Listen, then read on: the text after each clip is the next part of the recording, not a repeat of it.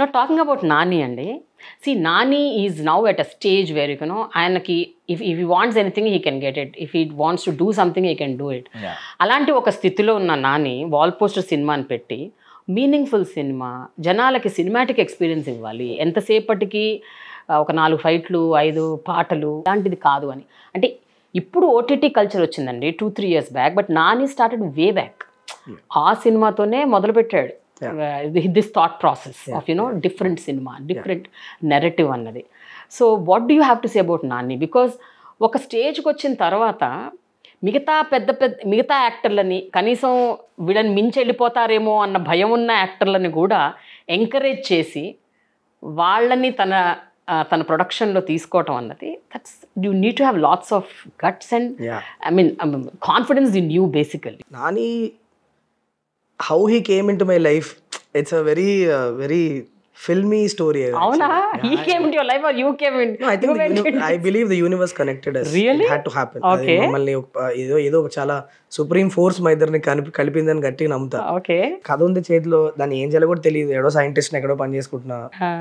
అది నేను నానికి చెప్పాలి అనుకున్న 10వ నిమిషానికి నేను నానితో చాట్ చేస్తుండే వాట్సాప్లో. అది ఎలా జరిగింది?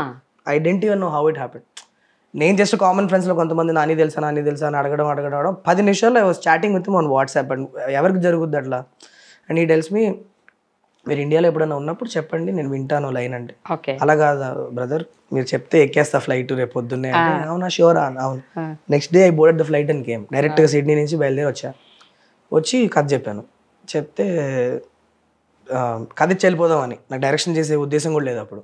కథ ఇచ్చేసి మీరు ఎవరితోనే చేయించుకోండి మీకు నచ్చితే, బట్ ఈ కథకి నేను చేయగలిగిన జస్టిస్ ఏంటంటే మిమ్మల్ని ఇమాజిన్ చేసుకొని రాసా, సో మీకు ఇచ్చేసి వెళ్ళిపోదామని వచ్చానంటే, చాలా బాగుంది, నువ్వెందుకు డైరెక్ట్ చేయకూడదు అని థాట్ మైండ్లో పెట్టడం జరిగింది. అక్కడి నుంచి మాది ఒక జర్నీ, ఒక 2 years. When ever I get a nice line I will message him, heal say nice, very nice, develop. అలా అయ్యి లాస్ట్కి హిట్ చెప్పడం జరిగినప్పుడు విల్ డూ ఇట్ అని చెప్పి నాకు డైరెక్షన్ ఛాన్స్ ఇవ్వడం జరిగింది. నాకు ఇవాళకి కూడా I feel I don't understand how it happened. I don't understand it. And he's a man of, his heart is of gold. Like literally ఒక చిన్న కల్మషం కూడా లేని, ఫిల్టర్ లేని మనిషి. ఏమైనా ఉంటే టక్మని అలా చిన్న పిల్లడిలాగా వింటాడు కథ చెప్పినప్పుడు. So reactive to what you're saying. And intentions are very clear. The intention is to introduce good talent. లేకపోతే నన్ను తేవాల్సిన అవసరమే లేదు, ఎందుకంటే కథ అంత మంచి కథ చేతిలో ఉన్నప్పుడు ఇంకో డైరెక్టర్కి చైనా యాక్ట్ చేసుకొని ఉండొచ్చు. ఎగ్జాక్ట్లీ నెవర్ అసలు అది నేను అదే చెప్తున్నాను. అసలు అంటే శేష్ని పెట్టి తీయాల్సిన అవసరం లేదు. వి రియల్లీ లైక్ దీనిలో ఇంత స్కోప్ ఉంది అని అనుకున్నప్పుడు తనే చేయొచ్చు. బిలీఫ్ ఉంటుంది కదా టెక్నీషియన్స్ మీద, ఎంత నమ్ముతాడు మనుషుల్ని, అండ్ మా ఇంటెన్షన్స్ని ఎంత క్లియర్గా నమ్ముతాడు. Wall poster is become like my home. Like did 2 films here. నేను చేసిన 2 తెలుగు సినిమాలు వాల్ పోస్టర్కే చేశాను.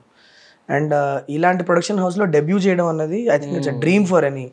నాకు తెలిసి ఏం జరుగుద్దంటే ఒక 10 ఏళ్ళ తర్వాత there will be a lot of good directors, sensible cinema చేసే డైరెక్టర్లు అందరూ వాల్ పోస్టర్ ప్రొడక్ట్స్ అయి ఉంటారు. అవును, they will be launched here and they will see Prashanth Varma.